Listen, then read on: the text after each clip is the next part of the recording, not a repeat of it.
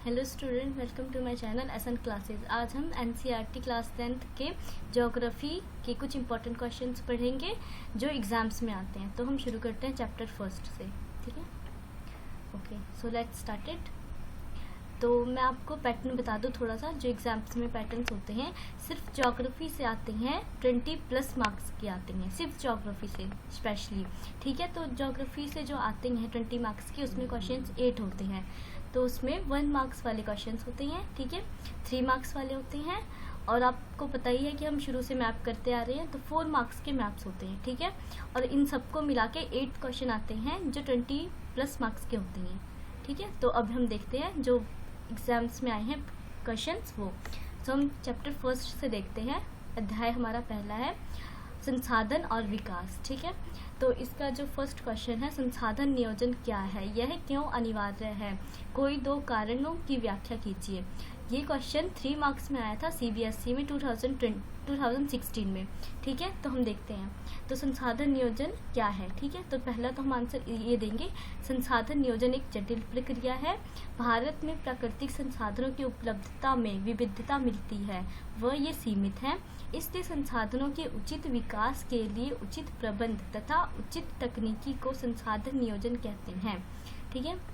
संसाधन नियोजन का मेन मतलब निकलता है कि संसाधन जो है, हम सब जानते हैं संसाधन कभी ना कभी ख़त्म हो जाएंगे जिस तरह से हम इसका यूज़ कर रहे हैं, ठीक है। तो हमें उचित ढंग से कैसे करना है, संसाधन नियोजन का ये मतलब है कि हमें रिसोर्सेज का प्लानिंग करके चलना है कि ये ख़त्म कभी ना हो, क्योंकि हम सब जानते हैं कि ये ख़त्म हो ही जाएगा। जैसे जल है, ये भी संसाधन है, तो इसका जैसे हम उपयोग कर रहे हैं तो जल्दी ख़त्म हो जाएगा। तो इसलिए इसकी प्लानिंग करके हमने चलनी है कि ख़त्म ना हो, आने वाली अगली पीढ़ी भी इस चीज़ को देख सके, इसका यूज़ कर सके। तो उस चीज़ के लिए है कि हमें कैसे यूज़ करना है और ये क्या है, ठीक है, और क्यों ज़रूरत है हमें इसकी।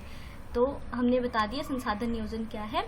अब हम बताएंगे संसाधन नियोजन की प्रक्रिया, जो प्रक्रिया है संसाधन नियोजन की, कि हम कैसे उसको बचा सकते हैं। उसके निम्नलिखित सोपान, सोपान मतलब होता है स्टेप्स, तो ये ज्योग्राफी के भाषा में है सोपान, ठीक है। तो इसका हम देखते हैं। सो पहला है प्रथम सोपान, मतलब फर्स्ट स्टेप, देश के विभिन्न प्रदेशों में संसाधनों की पहचान कर उनकी तालिका बनाना। इस कार्य में क्षेत्रीय सर्वेक्षण करना, मानचित्र बनाना और संसाधनों की विशेषताओं और गुणों का अनुमान लगाना व मापन करना शामिल है।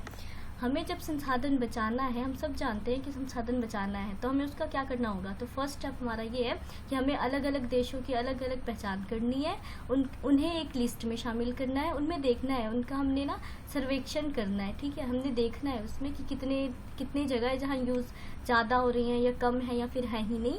तो हम देख सकते हैं कि भाई कैसे है, क्या करना है, लिस्ट बनाएंगे हम उसके लिए, ठीक है। तो पहला स्टेप ये हो गया कि लिस्ट बना के हम देख सकते हैं कि कहाँ कितने संसाधन उपलब्ध हैं, कितने नहीं हैं, वहाँ पहुँचाना है, वहाँ कम यूज़ करना है। तो ये फर्स्ट स्टेप हो गया। फिर है द्वितीय सोपान, मतलब सेकंड स्टेप। तो दूसरे स्तर पर संसाधन विकास योजनाएं लागू करने के लिए उनके विकास के लिए प्रौद्योगिकी, कौशल और संस्थागत नियोजन ढांचा तैयार करना। दूसरे स्टेप में हमारा ये है कि सरकार जो है उसके लिए लागू कर रही है, नई विकास योजनाएं लागू कर रही है कि हम संसाधन को बचा सकें। तो इसके लिए संस्थागत जो प्रौद्योगिकी है उसका कौशल और संस्थागत नियोजन का ढांचा तैयार किया है, एक मॉडल बनाया है जिसके तहत हम इस संसाधन का कम उपयोग करें और अगली पीढ़ी के लिए बचा के रखें। और थर्ड स्टेप इसका है तृतीय सोपान। तृतीय स्तर का संबंध संसाधन विकास योजनाओं और राष्ट्रीय विकास योजनाओं में समन्वय स्थापित करना है। मतलब कि अगर हम तालमेल बना के रखें, समन्वय का मतलब ये होता है कि तालमेल बनाना। तो थर्ड स्टेप में सबसे अच्छी बात बताइए कि जो थर्ड स्टेप है उसका संसाधन विकास योजनाओं और राष्ट्रीय विकास योजनाओं में समन्वय स्थापित करना है। जो भी संसाधन विकास हो रहा है, जैसे अभी न्यू टेक्नोलॉजी आ गई हैं, ये चीज़ें आ गई हैं, वो चीज़ें आ गई हैं, तो उसका हमने ध्यान रख के साथ में तालमेल बना के चलना है हमने उसका, ताकि वो पिछले वाले जो संसाधन है वो कम ना होए और आगे वाले हैं वो ज़्यादा यूज़ ना हो। तो हमें ऐसे लेकर चलना है, ठीक है। इसका ये है, संसाधन नियोजन का हमारा हो गया। तो अब अगले क्वेश्चन पे चलते हैं हम।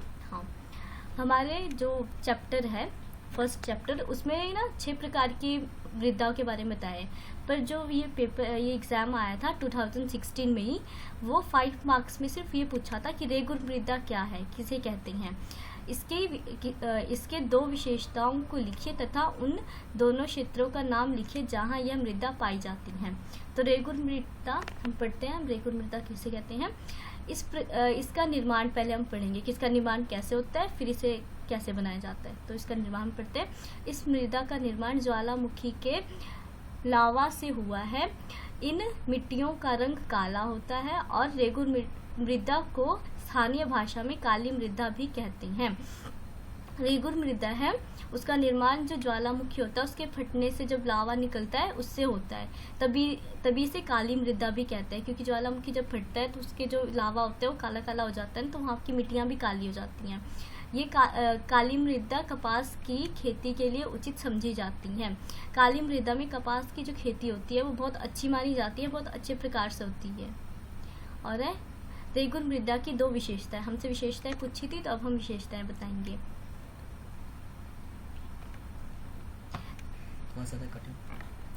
तो हम इसकी अब विशेषताएं बताते हैं। तो पॉइंट फर्स्ट है विशेषता की यह मिट्टियाँ कैल्शियम कार्बोनेट, मैग्नीशियम, पोटाश, लोहा, एल्यूमिनियम तथा चूने जैसे पौष्टिक तत्वों से परिपूर्ण होती है। ये जो मिट्टियाँ होती हैं इनमें कैल्शियम कार्बोनेट, मैग्नीशियम, पोटाश, लोहा, एल्यूमिनियम तथा चूने जैसे जो पौष्टिक तत्व हैं वो मिले होते हैं, जिससे खेती की जाती है और जो भी फसल बोई जाती है वो अच्छी होती है।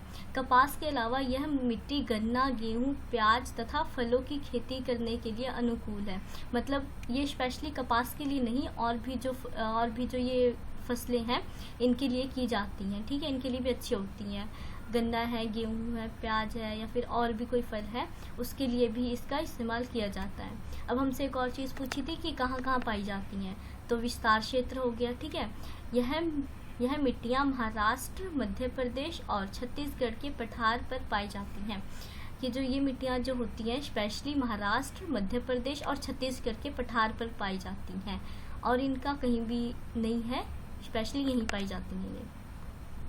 और अब हम नेक्स्ट क्वेश्चन पे चलते हैं। थर्ड क्वेश्चन है, तो थर्ड क्वेश्चन है उत्पत्ति के आधार पर संसाधनों का वर्गीकरण कीजिए। हम सब जानते हैं कि, और ये क्वेश्चन आया था 2017 में 1 मार्क्स का, तो ये इतना मुश्किल भी नहीं है, इसलिए 1 मार्क्स में ये क्वेश्चन दिया था और ये 2017 में आया था। तो हम सब जानते हैं उत्पत्ति के आधार पर 2 प्रकार के संसाधन होते हैं, जैव और अजैव। अगर ये 1 मार्क्स के अलावा 2 मार्क्स में 3 मार्क्स में आया तो आप जैव और अजैव का डिफिनेशन दे सकते हैं इसमें, ठीक है। नेक्स्ट क्वेश्चन है हमारा 4th। हमें प्राकृतिक संसाधनों का उचित और विवेकपूर्ण ढंग से उपयोग क्यों करना चाहिए, अपने विचारों को स्पष्ट कीजिए। इन्होंने बहुत सिंपल क्वेश्चन पूछा है और ये क्वेश्चन 3 मार्क्स में आया CBSE 2018 में। तो ये बहुत सिंपल क्वेश्चन है, ज़्यादा मुश्किल नहीं है। तो पहले हम प्राकृतिक संसाधन बता देंगे। प्राकृतिक संसाधन होते क्या हैं? प्राकृतिक संसाधन वे संसाधन होते हैं जो हमें प्रकृति से प्राप्त होते हैं। उदाहरण पेड़ पौधे, जल होगी, मिट्टी होगी, ये बहुत सारी चीज़ें जो हमारी आसपास की चीज़ें हैं वो हमें प्रकृति से प्राप्त होती हैं, उसे प्राकृतिक संसाधन कहते हैं। अब हमें इसका उचित और विवेकपूर्ण ढंग से क्यों उपयोग करना चाहिए?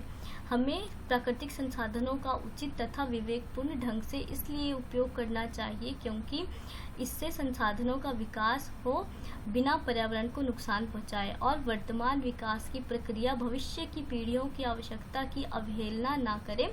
दूसरे शब्दों में भावनाओं का उपयोग सावधानी से किया जाए ताकि न केवल वर्तमान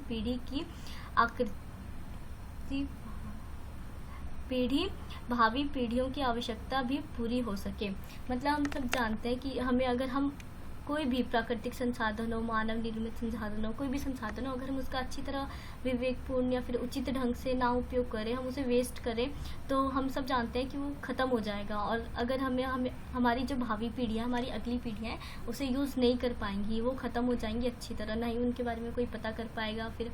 इसलिए हमें संसाधनों की बहुत ज़्यादा ज़रूरत है, इसलिए हमें इसका उचित और अच्छी तरह उपयोग करना चाहिए ताकि ये ख़त्म ना हो और अगली पीढ़ी भी इसे यूज़ कर सके। So thank you guys, I hope you would like my video, share, comment and subscribe. Thank you.